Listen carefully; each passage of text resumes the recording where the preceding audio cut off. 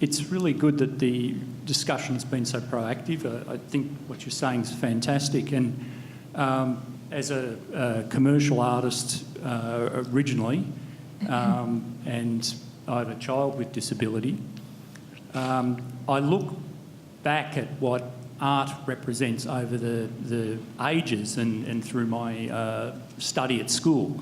And basically, the Renaissance was the recognition or the focus on the ordinary person. And there was a big uproar when a peasant woman was painted in a scene cutting the crop with a scythe.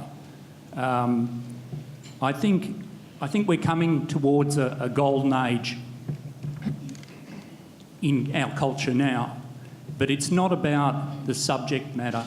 It's about the person behind the art. It's the person creating the art. And I get so excited, and you talk about the political aspect of it, the huge struggles that our family have had, and the head-to-head that I've gone with government on behalf of my son. And my last effort has been back to the arts, and it's there that'll take us onwards. Thanks.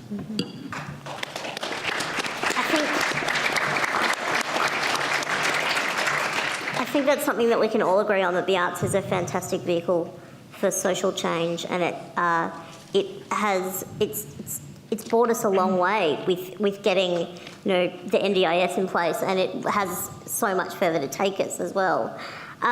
Simone, any questions from the Twitter, as my mother calls it? We've had a few questions on Twitter. There's two that have come from one gentleman, Iphineus Maximus, that are related that I'd like to read out. Sure. One is where should we, or how should we fund arts and disability? And the second question, which I believe relates to that, is does having specific funding available create a level of tokenism? Oh, I might... all right, yeah, I'll let you answer that one, Catherine, and then I'm going to come to Penny. Yeah. Well, it's complex. In South Australia, we have a specific fund, lucky us. It's still very much tied into we are Borg and we will assimilate you. So a lot of the successful applicants make great work. So it has provided for some fantastic work. They also have an access arm where mainstream organisations can apply for funding to improve access. So, for example, the Garden of Unearthly Delights got funding to provide Auslan interpretation and training of all of their staff and to improve physical access. So brilliant stuff, great stuff.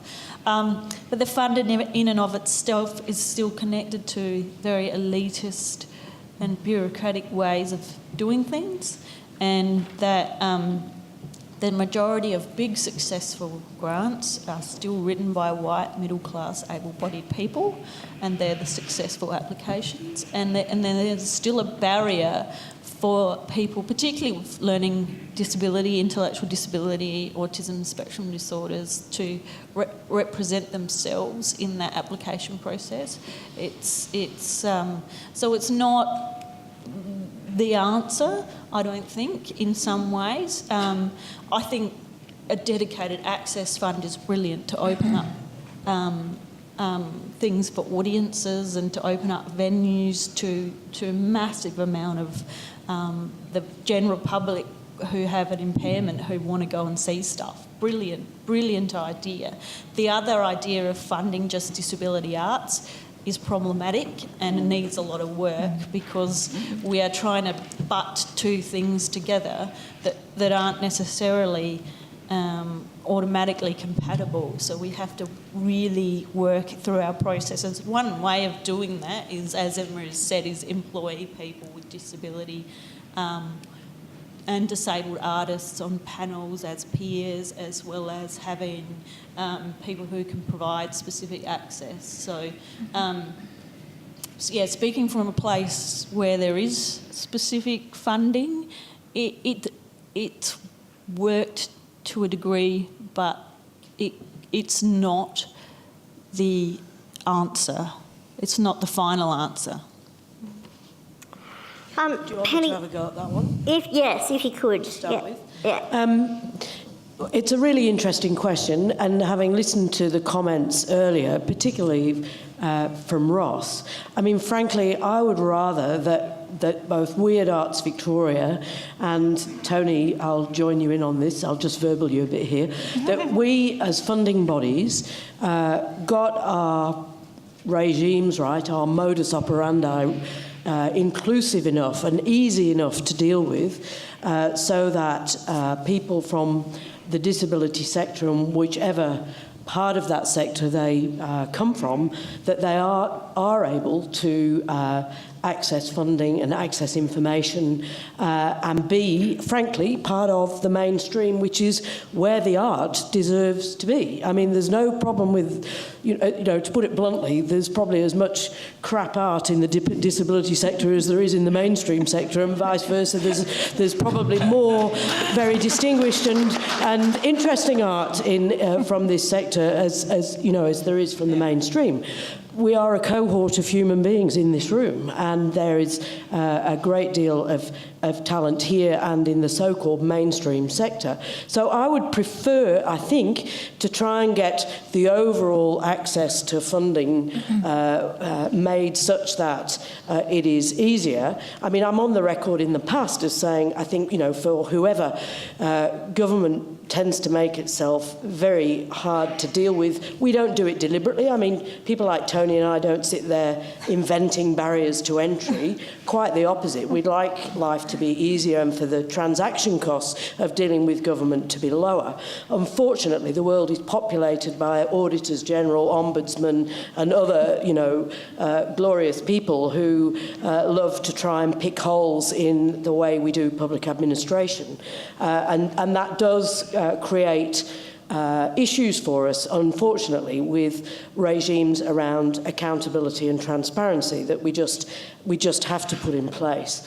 So that's my answer to that first question. I can probably add to those comments, Penny. One of the real challenges we're facing at the moment through our sort of review is we're looking at our grant structure, and we discovered that we've got 154, at least 154 categories with over 300 separate criteria.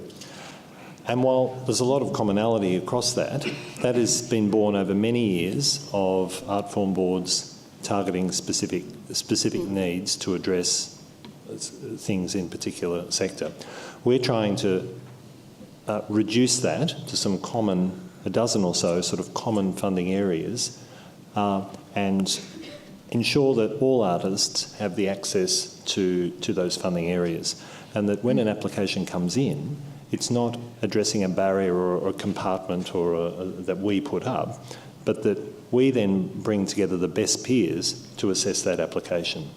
And I think one thing that certainly it will be critical to this is having diverse representation of professional artists, the best people from around the country, from all walks of life, sitting on our peer panels, and that includes obviously artists with disability. I think that's critical. Can I? Jade just had something to say on this as well. And No, then you go. I would just suggest that once we've got the access barriers right in terms of application, we then need to probably try and address some of the internal perception about where those applications sit. Recently we made a call trying to get some support to tour one of our ensembles, the Hacketts, up the East Coast, and were quite quickly sent from the music area to the community partnerships, community cultural development unit. And I think touring a band up the East Coast is not actually community arts and cultural development practice. It's a music development practice. It's supporting musicians in developing an audience. And once we've addressed the access stuff, I really think we need to look at the way that we look at work by artists with disability and how we position that, both in a government and non-government context. Emma? I'll come back to you, Penny. I totally support support that. I was just going to make two brief comments. Firstly, about the dedicated funding, and then about the peer reviewing. In terms of dedicated funding, look, I can honestly say that I would personally prefer that we never had to have dedicated funding. That is my honest personal opinion. I know people are going to be shocked by that, because I do work for Arts Access Australia, and we have in the past administered a dedicated funding round, and hopefully, we might again. But the point I wanted to make about it is, of course, it would be preferable if we didn't have to have one.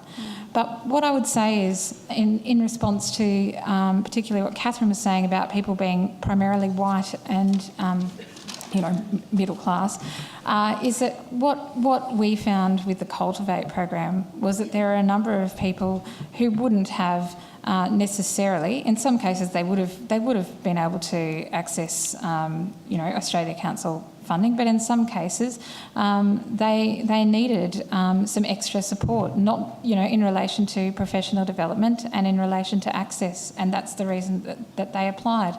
And it was also because they'd in some cases never had the opportunity or the support to apply for a funding round ever in their lives before, and so there's a step that's missing. It's all very well for those of us who are experienced in applying for funding, can find the funding application on the website and then do the application to say, well, we'd like it if there wasn't dedicated funding. But the fact of the matter is that there is a gap that needs to be filled before we get to that point. I would be very concerned about just jumping straight into a process that didn't ensure that we had the professional development opportunities and the access right. You have to have all of those ingredients. If you miss one, then there's still going to be a whole lot of disenfranchised people out there. And I guess in relation to that also, regarding peer reviewing, I've said in the past that I really think it's fantastic. We do need a good representation of diverse peers. What we also need is support to ensure that those peers can do the best possible job. There are many artists with disability, and this kind of strays into another area, but I have to say it. There are many artists with disability who are lacking in confidence. There are many artists who are lacking in confidence, but when you add disability into the mix, that lack of confidence can be magnified. And so to say to someone, how'd you like to be a peer for the Australia Council, a lot of people will just kind of go, oh, me? So that's another gap that I think we need to fill in building the confidence of the sector of artists with disability to say, yes, you are excellent artists who have the capacity to act as peers, which of course many of you are in this room, and also that there is the access support. You will never be disadvantaged on the basis that you might need an Auslan interpreter or that you might need information in alternative format. You will never not be chosen because it's going to cost the organisation too much. We need that guarantee for people to take that process with the level of seriousness that it deserves. So, absolutely. Penny, you had something to say on this as well? Yeah, well, just going back to the point that's been made a couple of times about, the positioning of the art that comes from the sector. And I just want to be really clear about this. I mean, when we talk about Victoria's competitive position in relation to, leadership in arts and culture, whether that's a national positioning or our international profile, we believe that, some of the organisations and artists that are within this sector are absolutely part of that. They are not something that's nice to have or something, that sits in some community development space, although it may do that, and that's a perfectly valid thing. But we think about it as something that is absolutely about our international profile. Back to Back has toured all over the place, and it's interesting that sometimes practitioners come in from other countries and just come to talk to us about all sorts of things. But one of the topics that often crops up when, officials come in from, say, Germany or from the United States or anywhere really, is to talk to us about our approach on issues to do with diversity, multiculturalism, and approaches on disability. And so, we see this absolutely within the department, and I think certainly that the Victorian government more broadly sees this as being absolutely part of the mainstream conversation.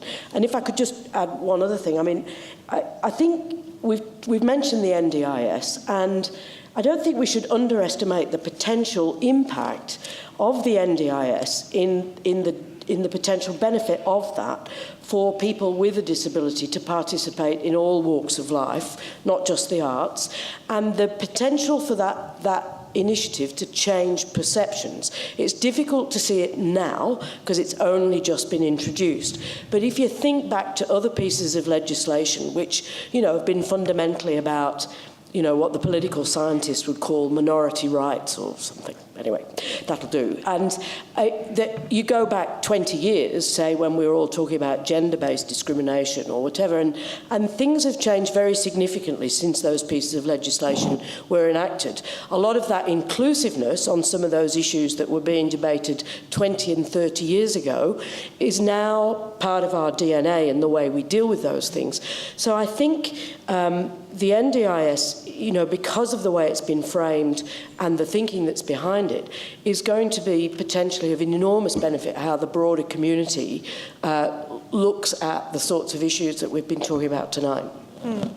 I think it's important that we drive that as hard as we can as well. Now that we've got enough support to, have showers and get out of our houses, we can start changing perceptions more broadly. Well, not yet, that's the thing. There's a couple of questions from the floor, but I think Catherine just wanted to say something on that. I can see you, Janice, and I can see another hand. I just want to quickly pick up and agree with Emma that